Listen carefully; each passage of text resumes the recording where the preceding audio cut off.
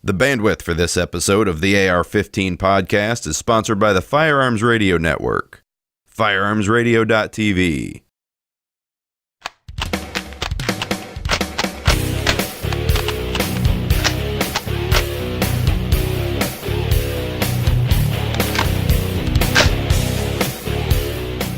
Welcome to episode number 85 of the AR-15 podcast.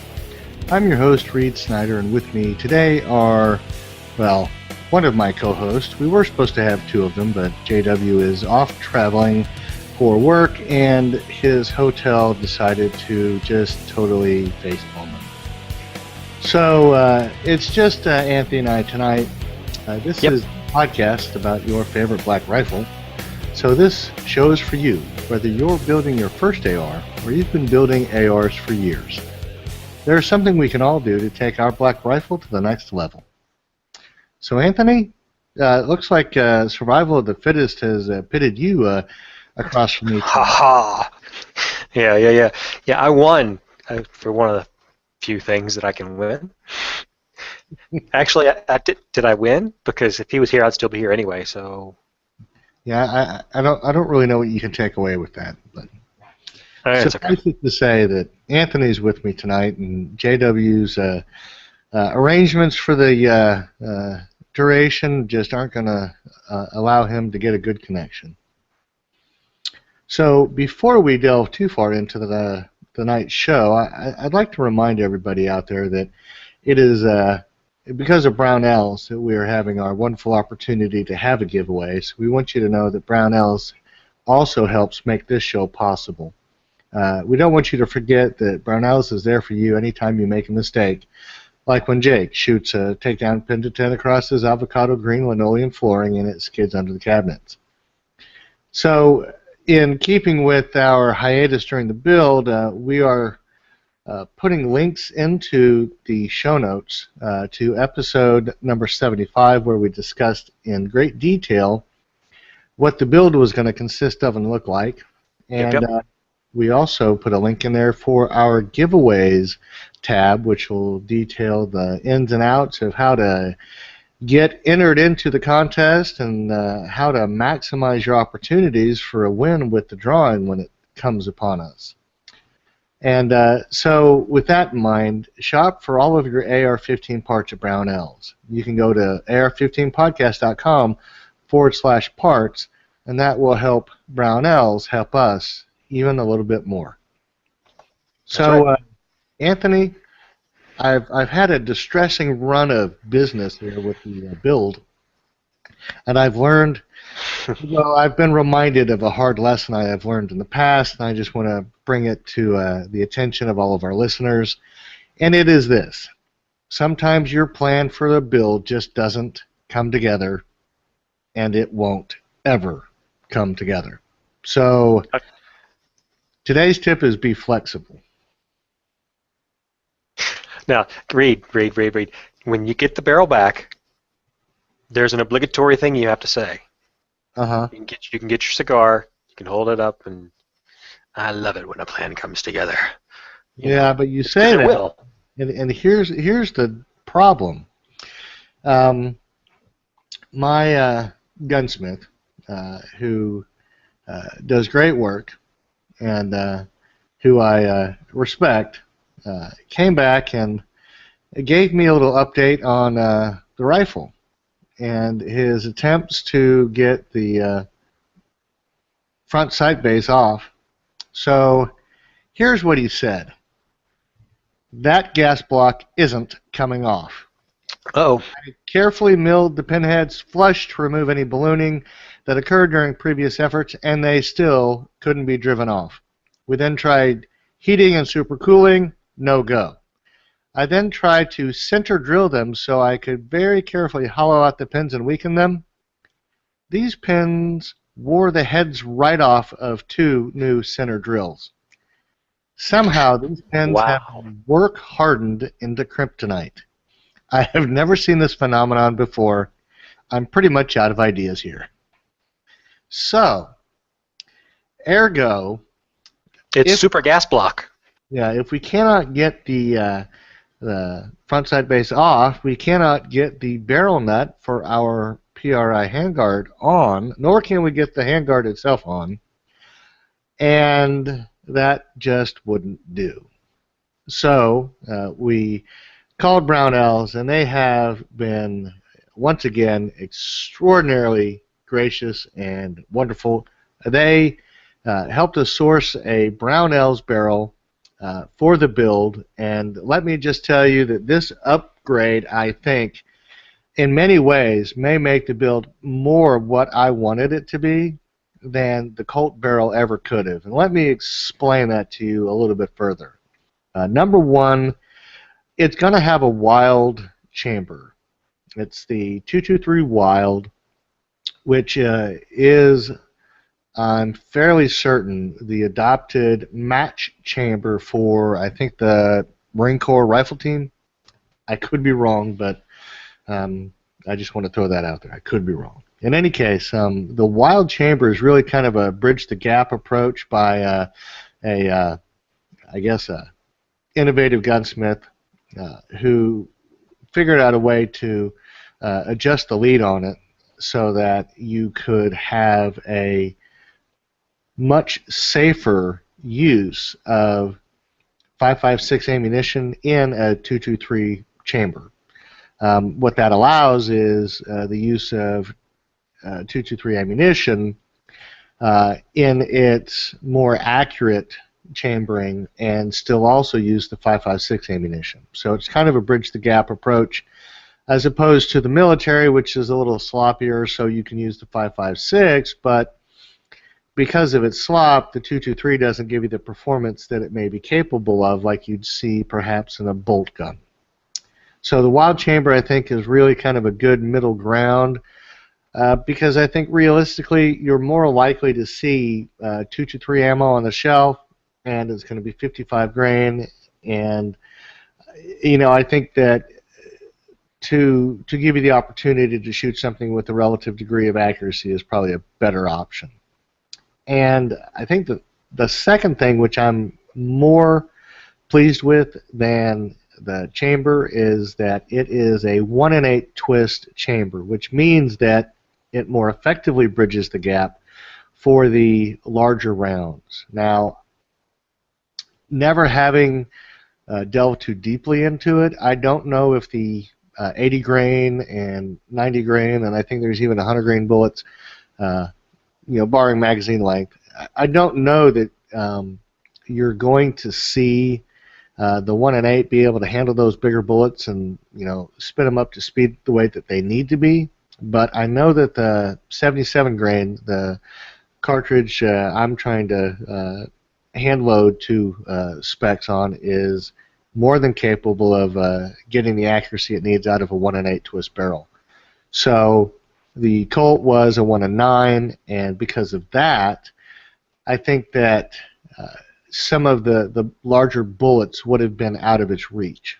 So, good news, bad news. Colt makes a really fine barrel. We just couldn't use it in the build because, whoever's putting kryptonite taper pins in their front side bases, they just wouldn't let loose for our purposes. So Colt makes a very good barrel, so good you can't take it back apart. Yeah, well, I guess that's true. So just remember, be flexible. One of the best things about Brownells is 100% lifetime guarantee that you're going to be satisfied with what you bought. So if you get that barrel that is the end-all be-all of everything you wanted to off of their site, they're going to take it back if you call them up some Tuesday and say, this just isn't going to work for me. And they're not going to ask questions, they're just going to take it back. So I don't know that you can beat a guarantee like that. Brownell stands behind everything that they sell. So remember, be flexible. With a little bit of patience, you can find a workaround around most problems. But that is the lesson, the hard lesson I have had to learn this last week. And once again, I'd like to thank Brownells for being able to step in and help us out with trying to rectify that. Well, Anthony, it's been a while since we've done a AR-15 chambered in the episode, and tonight we're going to talk about a cartridge that has been probably the most highly requested cartridge out there. And I don't know that it is all rosy and, how does Peter Palma say, unicorns and rainbows? Unicorns and rainbows, yeah. So, I don't think so. I mean, maybe 2 years ago, it might have been a different story, but I don't know about today. well, but even 2 years ago, we were headed towards today. Yeah. But I'll come to my point later. Go ahead. Well, let's kind of get into it and let everybody know that we are going to be talking about the 5.45 by 39 cartridge. We're basically talking about Russian surplus ammunition here, not your standby 7.62 by 39. This is the Russian cartridge adopted in 1974 for the AK-74s that were brought into service in that time period. And, when I was in the Marine Corps, we were planning on meeting the Russians in the forests of Germany, expecting them to be carrying AK-74s into battle. Now, of course, everybody thought that wouldn't happen after the wall fell. But, hey, there's always Ukraine and the Crimea, so who knows where we'll go next. In any case, so the Russians adopted the cartridge in, the mid-70s. And, I think that if you were to go back and look really kind of deeply into the whole process of how they arrived at a need to change, I think it really was spurred by the U.S. adoption, the NATO adoption of the 5.56 by 45 cartridge, or no, what is it? Whatever the... Yeah, I think it is. Is it? Yeah. In any case, I think that there was a kind of a uniform recognition that with a lighter cartridge, you can pack a soldier down on a pound-for-pound basis with more ammunition than you can with a heavier cartridge. So I think that there was a drive in the minds of the Soviets to give them similar capabilities to what U.S. soldiers were possessing at the time. The cartridge itself is not a descendant of a cartridge in existence. It is essentially its own beast. And I think when you have a cartridge that is not part of a line of cartridges like the 5.56 is. I mean, it's essentially the 222, and then it went up to the 223, and they adopted it in the military, and then there was a whole different set of designations, and that's just a very, very rough sketch. So don't anybody send me any hate mail because I forgot a component. It's read at AR-15podcast.com. But, I think really what it came down to is the Soviet engineers that put together the cartridge were trying to fulfill a need. And I don't know where that need arrived at, but, they started out with essentially a 7.62 by 39 cartridge in their arsenal. And this cartridge is not all that different in its vision. Certainly it's much different in its capabilities, but it is still a cartridge with a very, it's got a pretty good, what would you say, slope to the cartridge? Yeah. Angle to the cartridge. Very much like the 7.62 by 39. And I think that's why you see the magazines having that rather pronounced curve in them as opposed to the U.S.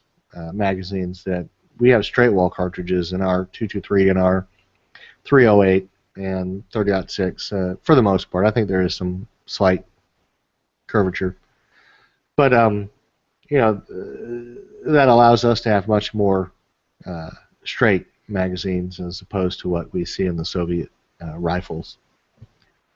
The cartridge itself, I think very early on was observed having a significant tumbling characteristic, and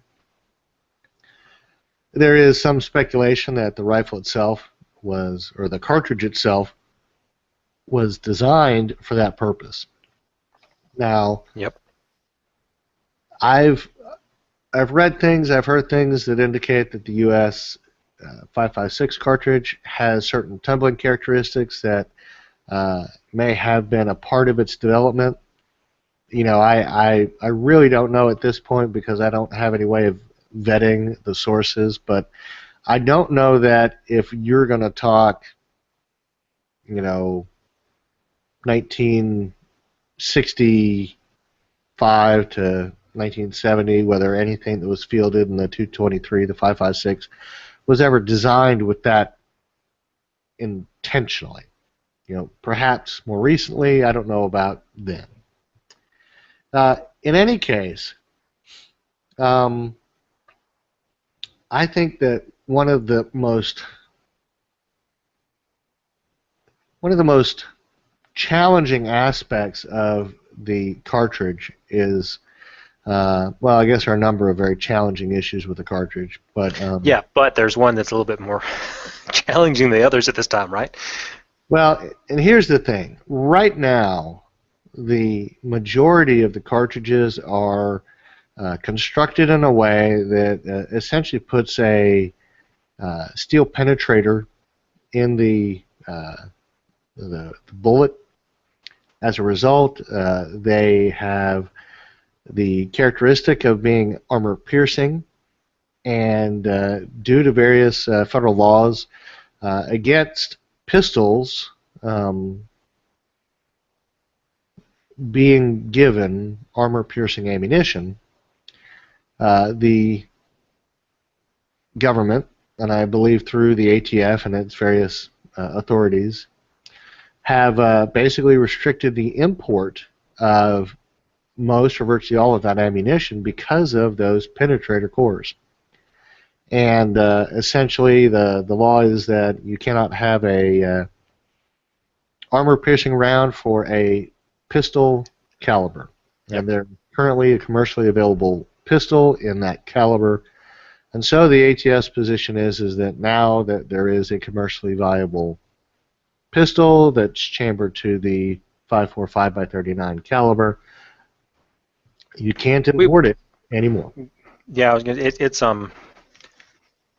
we won't go too deep into the fact that supposedly that pistol can't be bought anymore, but it was approved for import to the United States, even though it was never manufactured in any large quantities. So the 7.6 got screwed. Well, and so what that means is right now, and I think it was in April of this year that they came down on this requirement. April 7th, yeah. The ammunition is beginning to rise in value over its very historical low values. Now, I don't know what the pace of that rise is, but I'm sure it's going to follow a very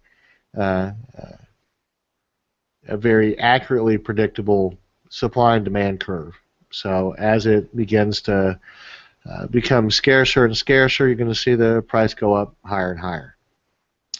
The next issue, I think, in the rifle, or I mean in the cartridge, that's worth mentioning is that I think a lot of the old surplus ammunition was manufactured in factories that probably don't have the same degree of accountability on a commercial market to consumers. And as a result, I think there's a lot of inconsistency in various lots of old surplus, military surplus ammunition. So I think that's going to lead, and has led a lot of observers to the conclusion that there is some there's some bad ammo out there, basically. And you know, with bad ammo, you're not going to get the performance you want, and it's not going to do the things that you need it to do. And that's just kind of the way of the world. But I think the final issue that is worth noting is that as far as the cartridge goes, the Russian ammunition, or at least this ammunition, has much harder primers, and so you will need stronger hammer springs to consistently ignite the primers in whatever it is you're using. Now, I don't think the Russian rifles have this particular problem because I don't think they're designed to be quite as delicate as the American highly tuned screws and hammers. But nice choice of words there, Reed. Delicate. So, I think as far as the cartridge goes, one of the things that we haven't really touched on is how it compares to what we traditionally see as being a party to the AR world. And you're basically talking about the 5.56, 223, 55 grain, 62 grain cartridges. There's an enormous variety of them available, and I think on par, most of the 5.45 adherents would tell you that the ballistic performance of the Russian ammunition is close enough to the envelope of the traditional NATO ammunition that there's no significant differences if you were going to try to train or establish your fundamentals of marksmanship on the platform while using this cartridge, which I think is a bonus as long as it is economically viable to shoot the cartridge in a training environment as a substitute for the 5.56. Yep, but we did some calculations, didn't we, Reed? Yes, we did. And what did those calculations show? There's we'll cover some of the uppers in just a little while because there are some complete uppers that we found. Most of those uppers are running anywhere from 600 to 750, give or take, right? That's about right. Yeah, so if you buy a dedicated upper to shoot 5.45, how many rounds did we say on average before you could probably break even? Well, on the low side, 7,500 to 10,000 before the money you have saved in shooting the 5.45 would be enough to actually pay for the upper receiver. So the life of the barrel, pretty close to it, give or take maybe? Considering that a lot of that ammunition is a bimetal jacket, which essentially means that it has a steel jacket component, and I think the Lucky Gunner has is the Lucky Gunner that has a outstanding review of Russian ammunition, and I think they wore out 3 ARs in a comparison test, and I think one of them made it to 5,000 rounds before the throat was so eroded that it wouldn't safely shoot anymore. In any case, it's not a calculation that really is going to give you a clear, definitive win by choosing A or B. I think that you can always rest on the decision if you're an adherent to the round, if you're fond of it, or if you have some other particular drive. But certainly for someone to say that, well, you'll save money, I think that's a bit of a stretch.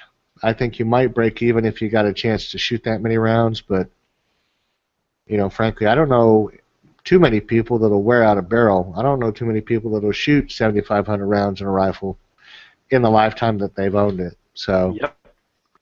That's on the small side. So I think that's a pretty good rough outline of the cartridge. So let's talk about some of the AR variants. Well, that was about it, because frankly there aren't a whole lot of AR variants. Smith & Wesson had one, and how long ago did you find that it launched in 2008, mm-hmm. and I don't know exactly when it was discontinued, but definitely by May of 2013 it was.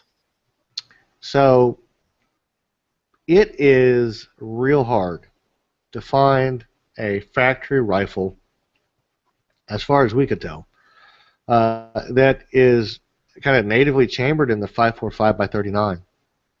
And right now, with the import restrictions on the ammunition, I honestly cannot see a reason why most major manufacturers would, pick up the rallying cry and try to make rifles in that chambering. I mean, especially when you get to the point where the available cheap ammunition becomes more expensive than the available brand new manufactured, AR ammunition, 5.56 or 2.23.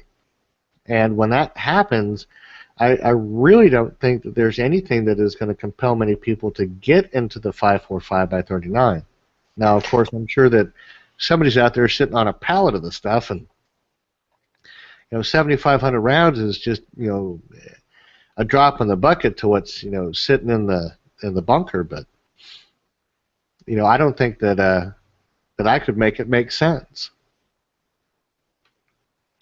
So. Yeah, and that'll get even worse when you start talking about the uppers. I think right now you can still, we'll talk about some uppers here in just a second, but you can still find some, and they still do show up on manufacturers' websites. But, we see references to rifles, we see references to uppers being for sale on various websites, but all of those seem to be either a few months old, well, not all of them, but many of them seem to be a few months old and disappearing.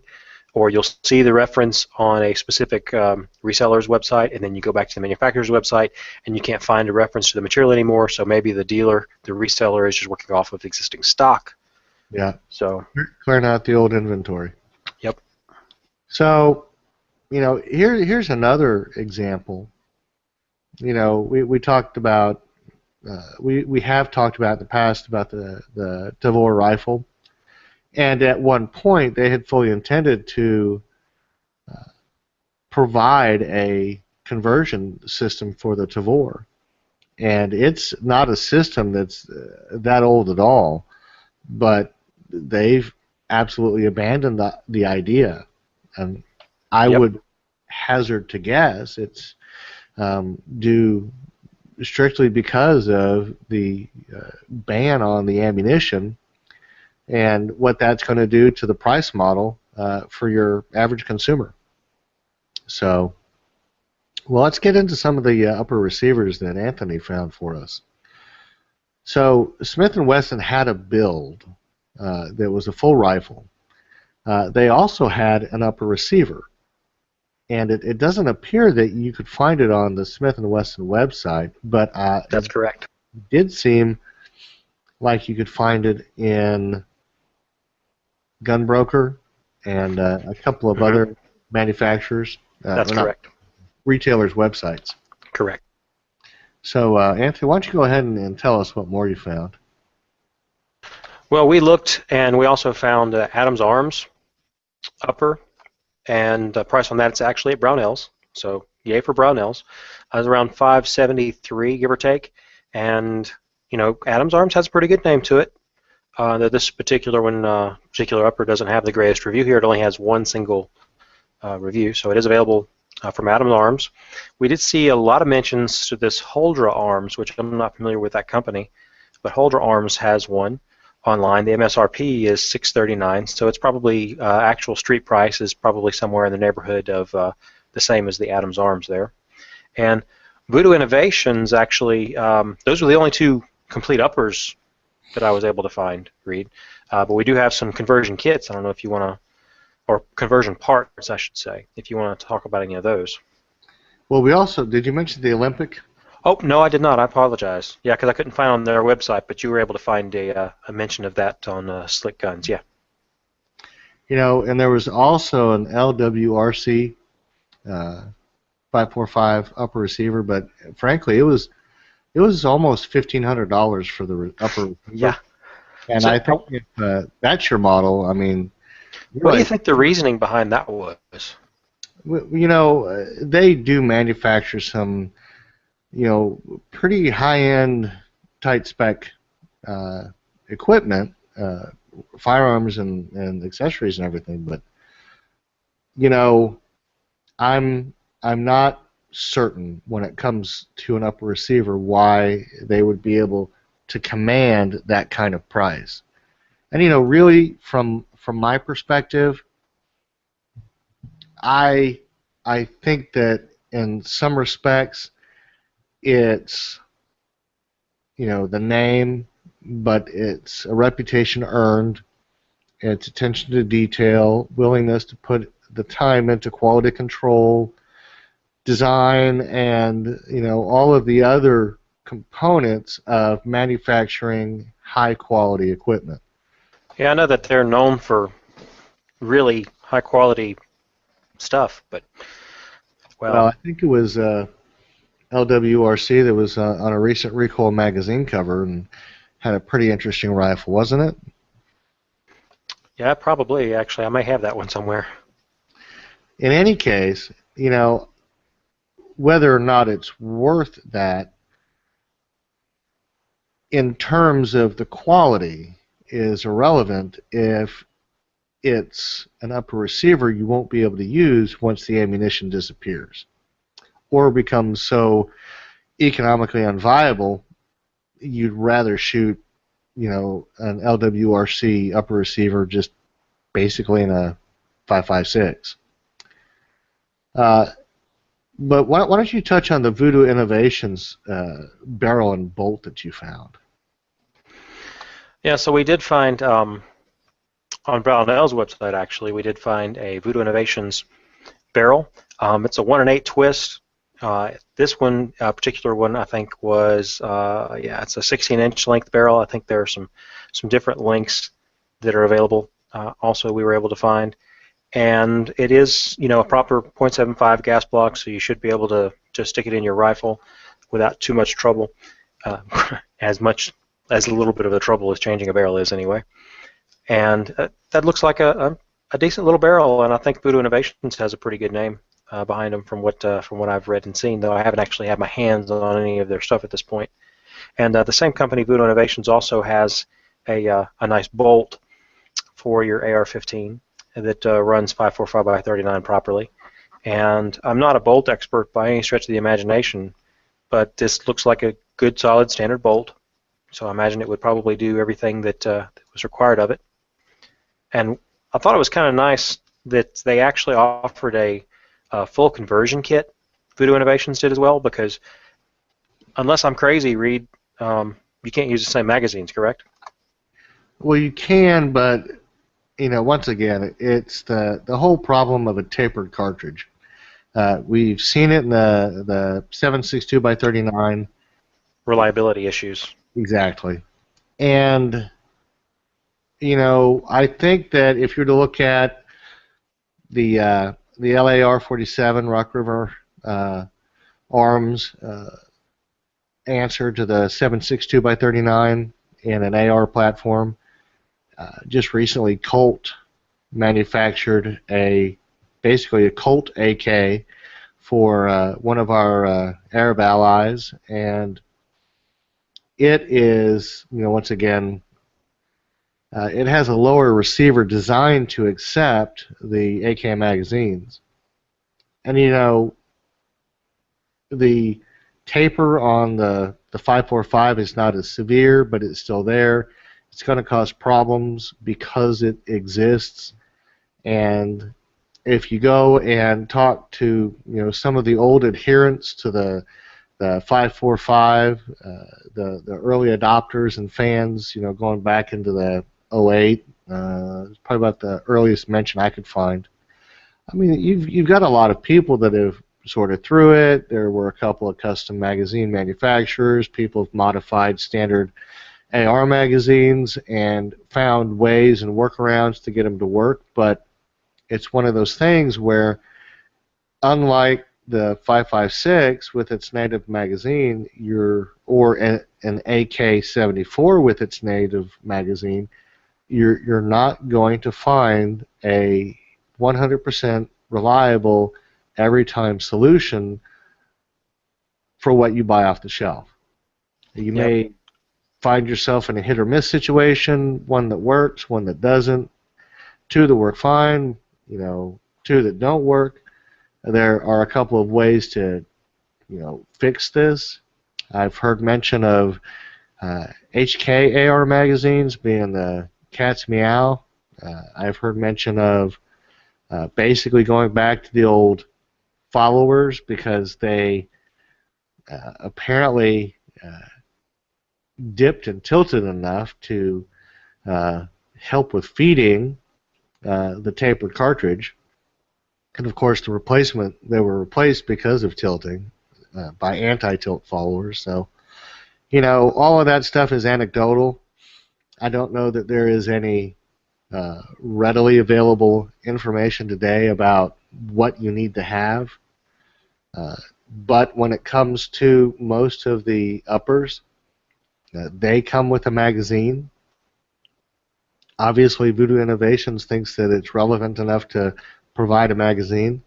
I think they're trying to give you something that will bridge that gap while you're trying to figure out what works, or maybe they have a solution that works just fine. But I think that's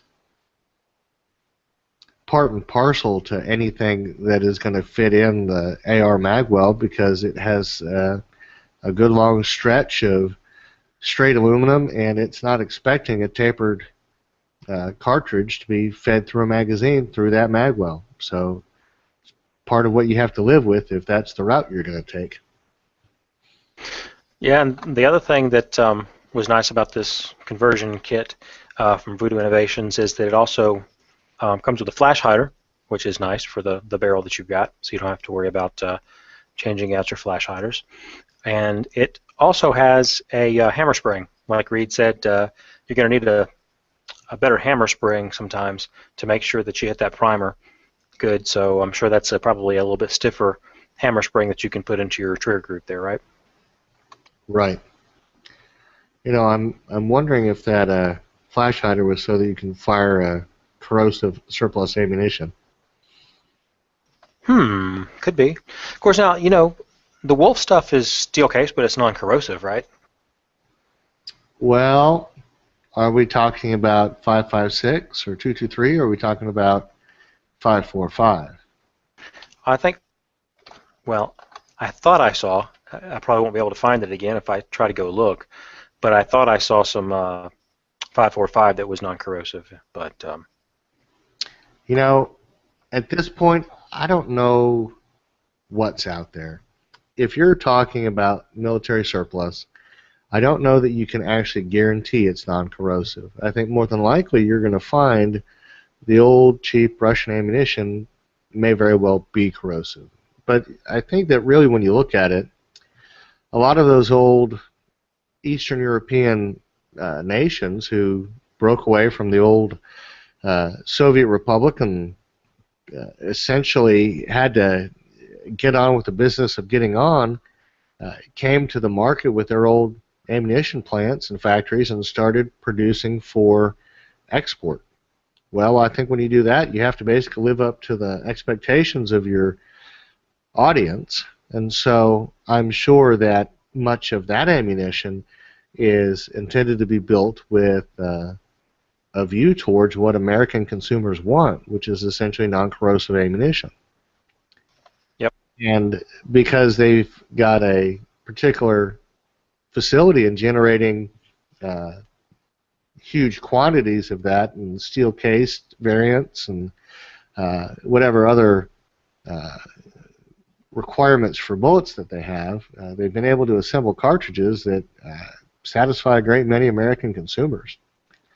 But, I'm not an aficionado enough to tell you that if you walk in and find a spam can at your average gun show, that it's pre or post any particular time and that you are or aren't going to get, a big old pile of nastiness, or whether you're going to get something that, is really good quality and shootable.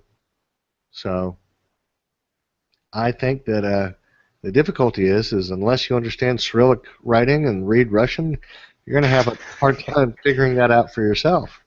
Oh, come on, Reed. That's a 5-minute course. Well, in any case, you know, I think Well, I that mean, what was the availability of? I see articles that talk about this, and I was not involved in shooting enough at the time to know. But what was the availability, say, in 2011, 2012? Do you remember at all? I haven't been able to find any documentation on it because I know a lot of other things were like 223 was really difficult to find. I think it was very available because I think there was a huge quantity of just surplus stuff. You know, the bulk of users of that ammunition have always been AK owners. And, despite the fact that they are typically lumped in with any black rifle scare because the dreaded, assault rifle is what they're trying to ban.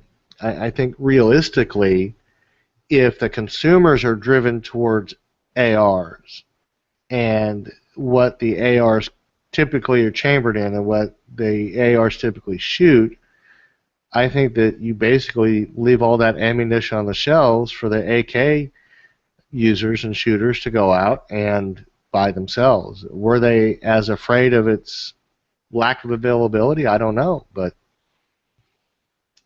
I don't think. Well, anecdotally, we came across a fellow who was talking about buying 2,000 rounds at a point after the end of 2012 where 2,000 rounds shouldn't have been available. And he bought it, and it was cheap. Yep. So, I mean, what does that tell you? Yeah, that's what I was thinking, and going through again, this is not a cartridge I'm familiar with, never even had a chance to put any rounds down range on it. But so most of the things I can talk about are things that I've read.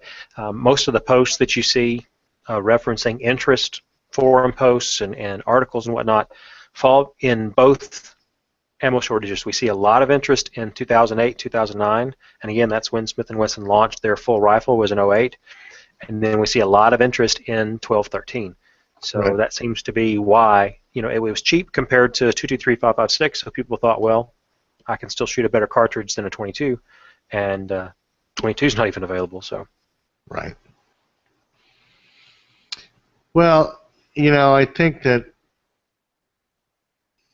we've kind of covered the basic outlines of what's available, and I got to tell you that I'm not encouraged that this is going to be something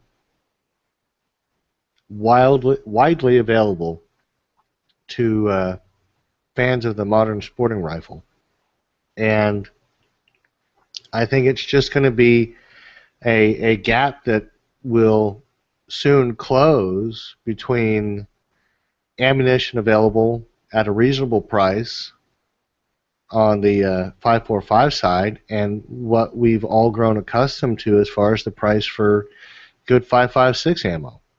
When that gap is equal, I don't think you're going to see much of a driving force to go this route because the difficulties, I think, are too much to get over when you can buy an equally priced 5.56 AR.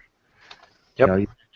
You have to get a more robust hammer spring, and that's going to increase your trigger weight, and that's going to affect how you shoot. You're not going to be able to get away with 3.5-pound triggers.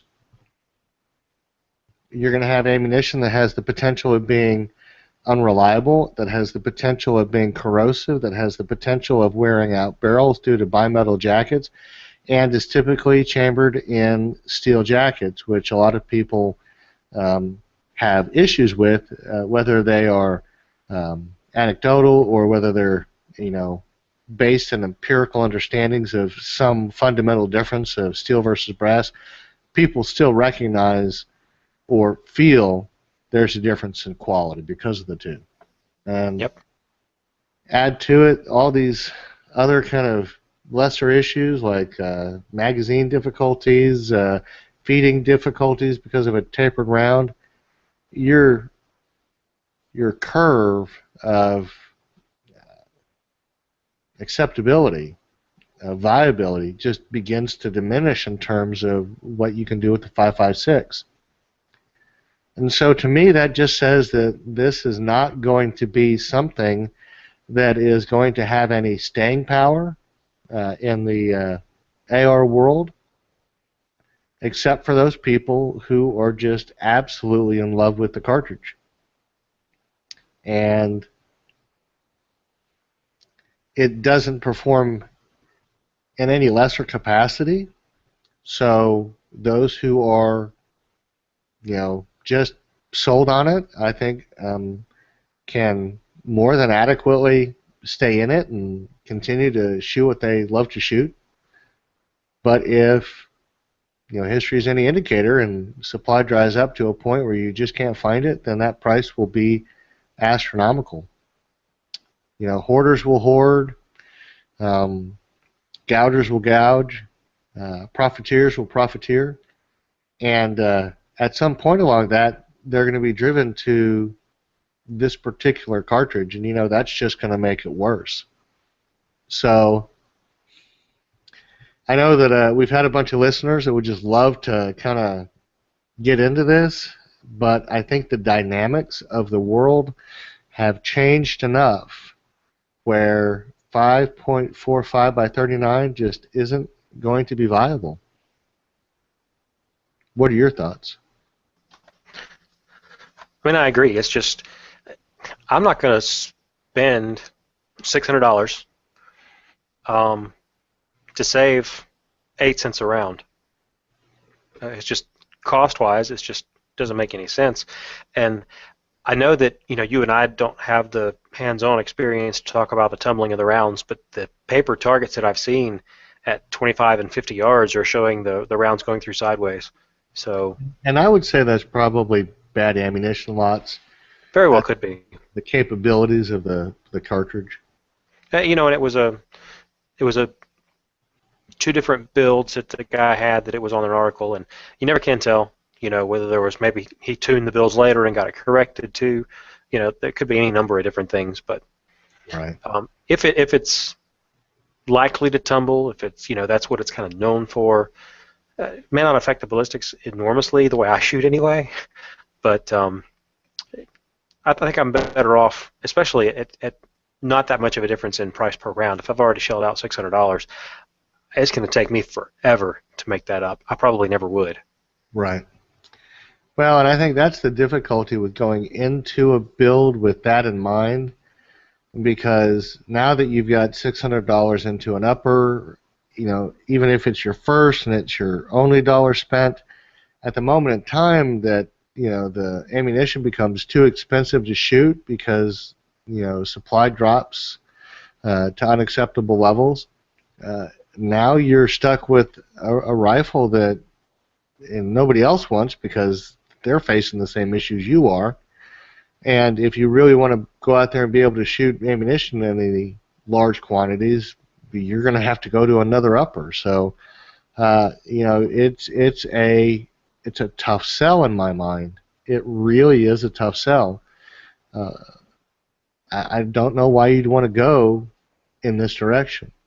And now, if it were 2 years ago, or a year and a half ago even, and we were looking at prices at 60 and 70 cents a round for 223, sure. And you could find one of these guys for $600, that I probably could actually have made up the difference in that, and just buy 2,000 or 3,000 rounds and just run that stuff through that thing. Right. And I could have probably made up the difference easily. But even at that, that is an artificial inflation of the price. Yep. Because of demand, because of a lack of availability, and those things correct themselves. Yeah. So but I could have shot 2,000 or 3,000 rounds. I'm kidding. Yes, you could have. But then you'd be sitting here today with forced obsolescence looking you square in the eye, not having shot the 7,500 rounds it takes to break even, and wondering what the heck you did. Oh yeah, I know. So, you know, I think certainly I don't think that the Russian ammunition overall is a wrong direction, because there's still the 7.62 by 39. Yep. It is still an effective cartridge, and it is still one that can be put into an AR platform, an AR-15 platform, as opposed to an AR-10 platform. If you look at Colt's recent development, and if you look at the LAR-47, you know, I still think that you can go 5.4 or 7.62 by 39 and still be happy. And what is your, I guess, comparison other? I mean, I think you're looking at a 300 blackout in a non-subsonic round, and I would hazard to guess that because the 7.62 cartridge is more capable, it has more to lend itself towards powder variations and formulations, I think you're going to be able to find more effective, a wider range of more effective chamberings in the 7.62 by 39 than you'll ever find in 300 AC blackout. Merely because that blackout is still shooting a 223 cartridge with a cut down case, and you start eliminating room for powder, you start eliminating ability to vary the loads. So, you know, I think it's a good cartridge, but it's not the 5.45. The 5.45 just kind of had a bad bounce, and I don't think you're going to be able to get around that. So, any final thoughts, Anthony? I'm not going to buy one anytime soon. You know, I really kind of also wonder if this is going to have a chilling effect on AK-74s. You know, I don't know how prevalent they are in the market. Yeah. You know, obviously we have things going on in larger sense of world politics that are affecting that whole issue of AKs and U.S. markets, but you know, all of that aside, because typically things and situations evolve, and things like this have a tendency to come and go. When it comes down to the issue of the AK-74, if you can't get ammunition for it in the U.S., I think it is also going to lose adherence, and I think you're going to see a glut of them on the market, and it's going to be kind of tough to be an owner who wants to get out of one if you haven't gotten out early. So obviously this is something that is going to evolve. We'll have to see where it goes. Laws can change and things can change that affect laws, and so we'll see if there isn't going to be something that kind of breaks open the floodgates and makes this a non-issue. But right now I'm saying that I'm going to go on record as saying that I don't know that 5.45 by 39 is a good choice in an AR rifle. Yeah, I agree. Well, with that, unanimous. All two of us. We didn't get if you're not here, your vote does not count. Well, I guess it doesn't. So that poor hotel. He was just backing all against it. It just wouldn't work. So Arturo wrote in about your episode last week. So I'm gonna let you guys. I'm gonna let you kind of take this and lead the charge on this. All right. Sure. So Arturo wrote in and said $220 for the hard charger. We're talking about that side charger that we discussed in our new toys last week in the show. He says, are you kidding me? For that much, a far better solution and probably less overall weight is a side charging AR-15 stripped billet upper receiver from New Frontier Armory of Las Vegas, Nevada. It costs $225, which is actually a cheaper solution because it saves the cost of a standard charging handle, which the hard charger still requires. So if you're doing a new build, it would save you a little bit of money. And it works with a standard bolt carrier group, no mods required. I thought that was I took a look at that Arturo, and it does look like a very nice solution. Looks like it's well made. I haven't actually heard of anything from New Frontier Armory, but have you heard of them at all, Reed? Frontier, I think they do don't they do the, what do you call it, Polymer Lowers? I'm not sure. I've never heard of them before this, but the actual thing looks pretty good. Here, let me put it in the show notes for you so you can have a look real quick. And he says, Arturo goes on to say, by the way, another way to solve the takedown pin detent and spring problem is with the Battle Arms Development Enhancement pin set.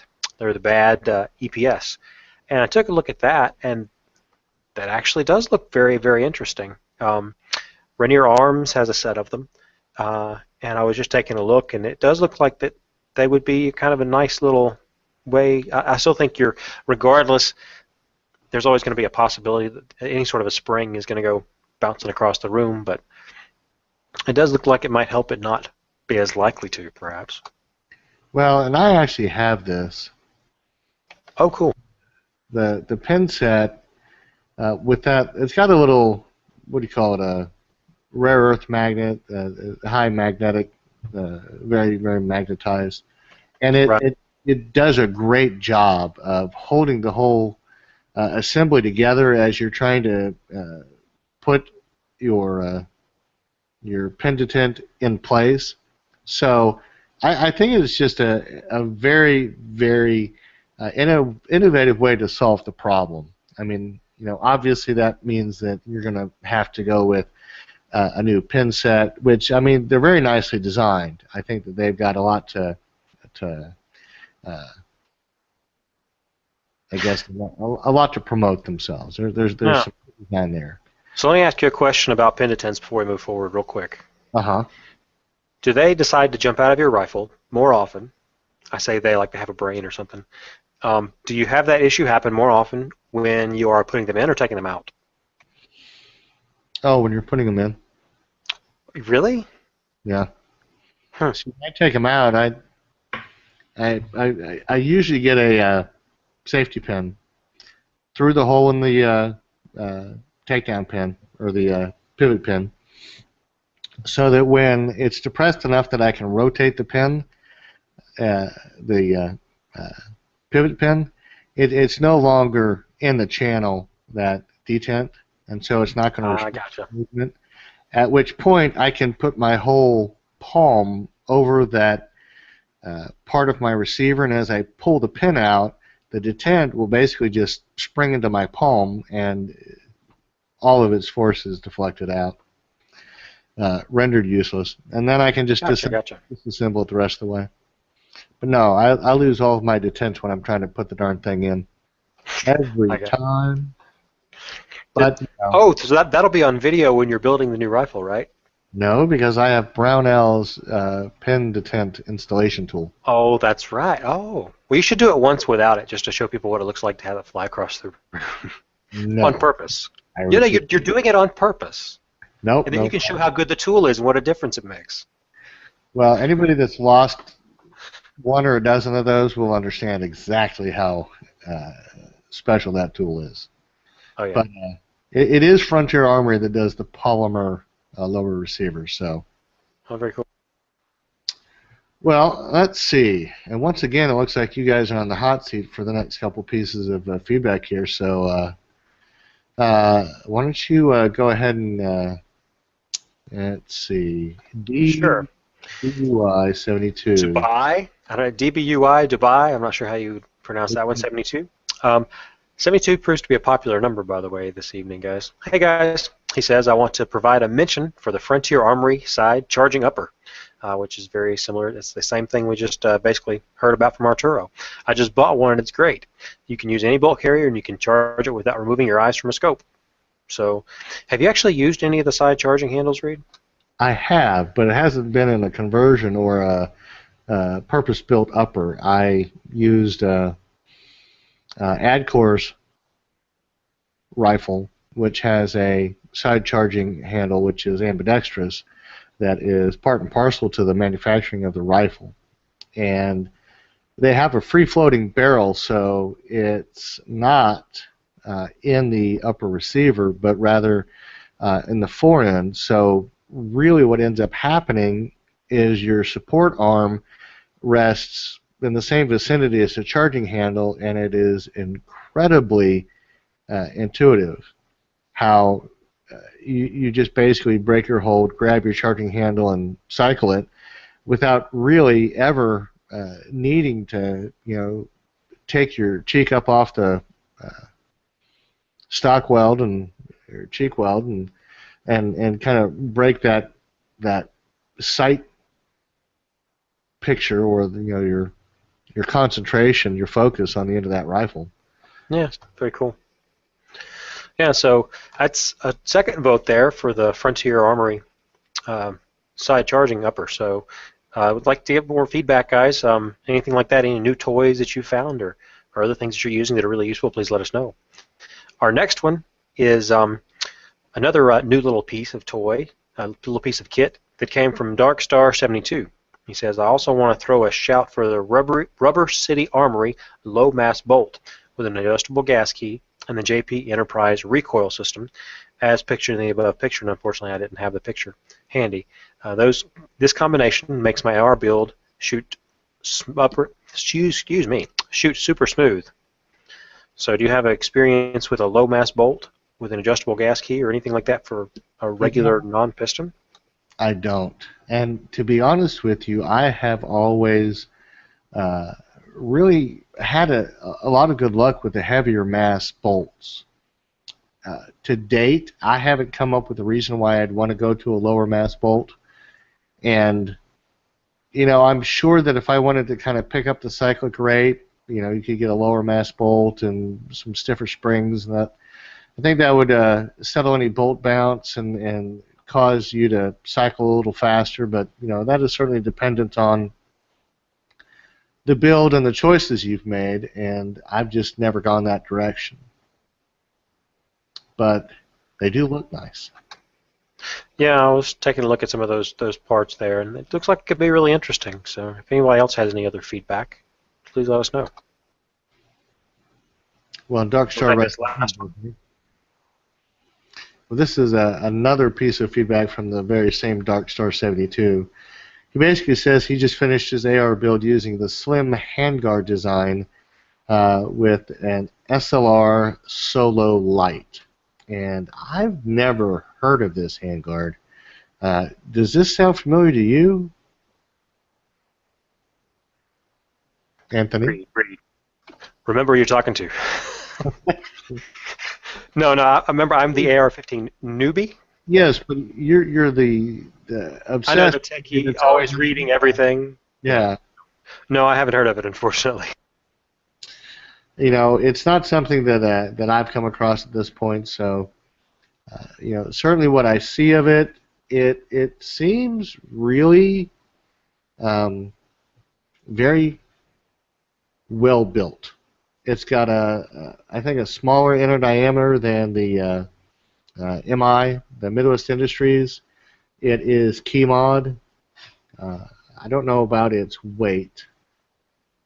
Certainly, in my application, when I got the Midwest Industries, I was looking for something that was going to give me 15 inches of handguard, and I don't know how these are parceled out in terms of potential lengths.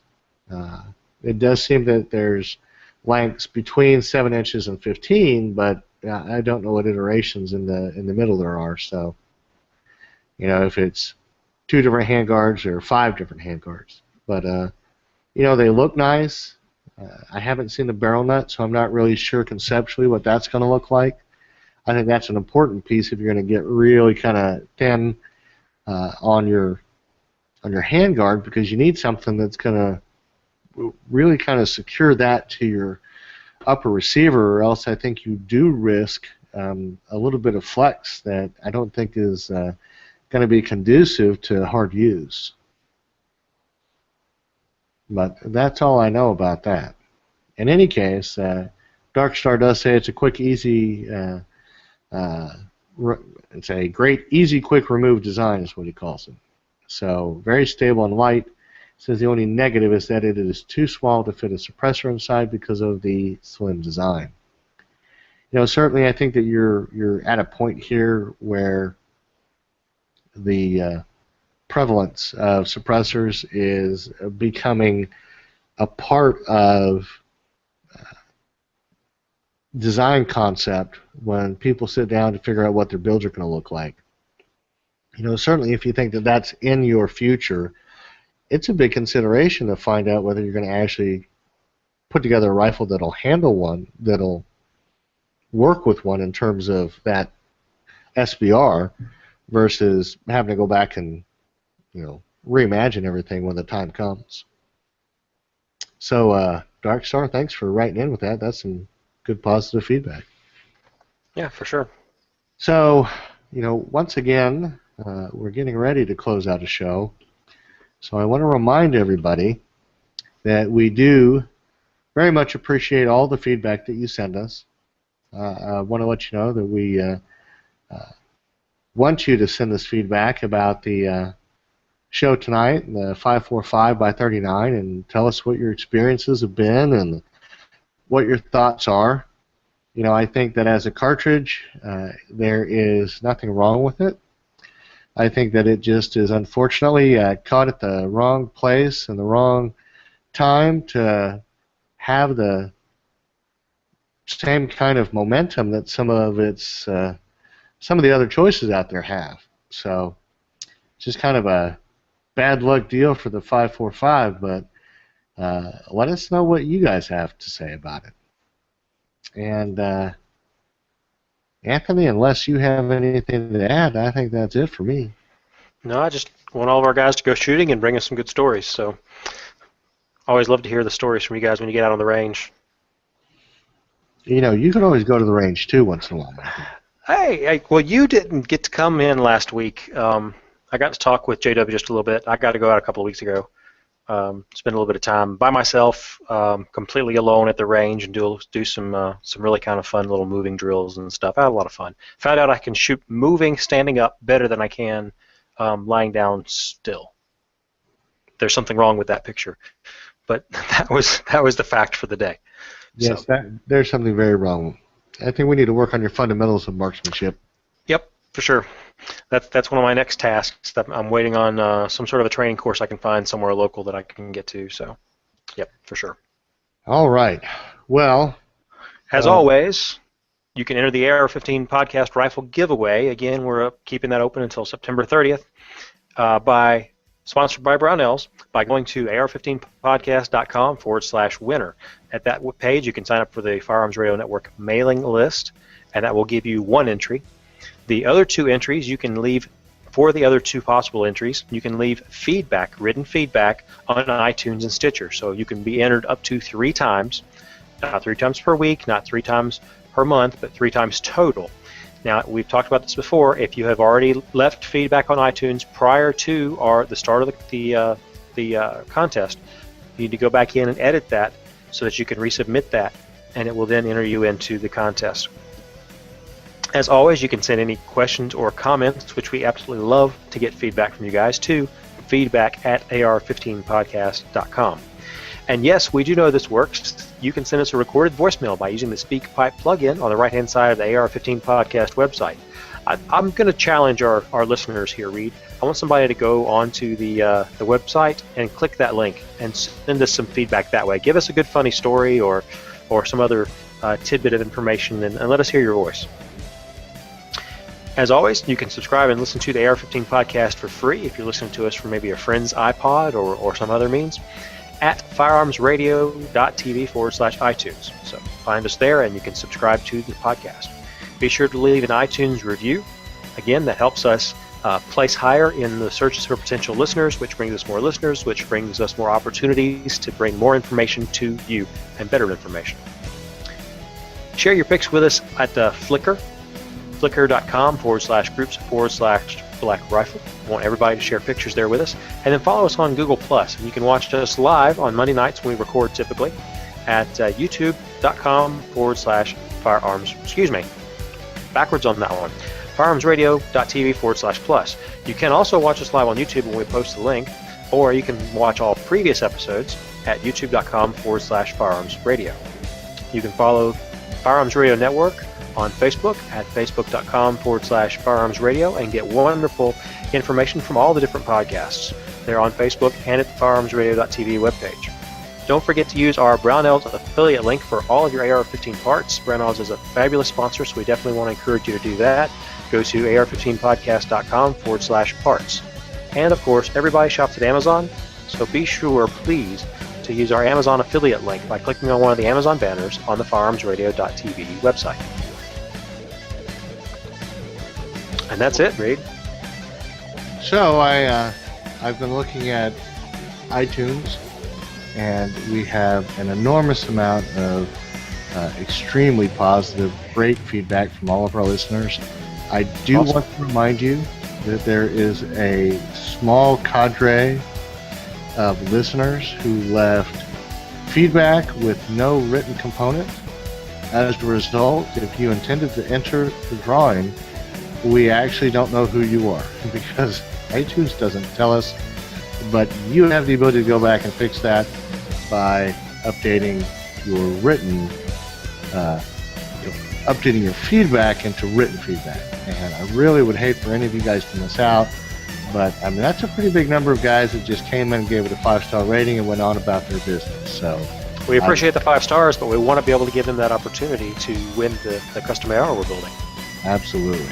So I will leave with that request of our listeners and let you all have a good night. And thank you all again for all of the wonderful support we get from our listeners every single week. Helps us come back and do this podcast every single time. So with that, good night.